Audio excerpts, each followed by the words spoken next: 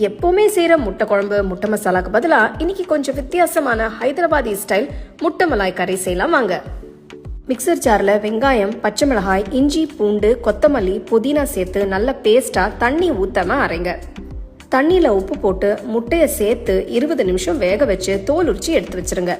பேன்ல எண்ணெயை ஊத்தி பட்டை, கிராம்பு, ஏலக்காய், ஷாஹி ஜீரா போட்டு அரைச்ச மசாலாவை சேர்த்து வதக்குங்க. பேனை மூடி வச்சு ஒரு 10 நிமிஷம் வேக விடுங்க. நெக்ஸ்ட் மஞ்சள் தூள், தனியா தூள், சீரகத்தூள், கரம் மசாலா தூள், உப்பு சேர்த்து மிக்ஸ் பண்ணுங்க. தயிர் சேர்த்து நல்லா மிக்ஸ் பண்ணி எண்ணெய் பிரிஞ்சு வர வரைக்கும் வேக விடுங்க. தண்ணியை ஊத்தி மிக்ஸ் பண்ணிட்டு பேனை மூடி ஒரு 10 நிமிஷம் மீடியம் லோ ஃபிளேம்லயே வேக விடுங்க. ஃபிளேவரை பேலன்ஸ் பண்றதுக்கு சர்க்கரை சேர்க்கிறேன். முட்டையில கீரல் போட்டு மசாலா சேர்த்து கலந்து விடுங்க. நறுக்கின கொத்தமல்லி சேர்த்து மிக்ஸ் பண்ணிட்டு பேனை மூடி வச்சு ஒரு 5 நிமிஷத்துக்கு அப்படியே சிம்ல வேக வைங்க. கடைசியா ஃப்ரெஷ் கிரீம் சேர்த்து மிக்ஸ் பண்ணீங்கன்னா ரொம்பவே சூப்பரான ஹைதராபாதி ஸ்டைல் முட்டை மலாய் கறி ரெடி ஆயிடுச்சு. இதை நீங்க நான், ரோட்டி, சப்பாத்தி, ஜீரா ரைஸ் எந்த புலாவுக்கு வேணா கூட தொட்டு சாப்பிடலாம். ரொம்ப அருமையா இருக்கும். ஸோ கண்டிப்பா ட்ரை பண்ணி ரசிச்சு சாப்பிடுங்க.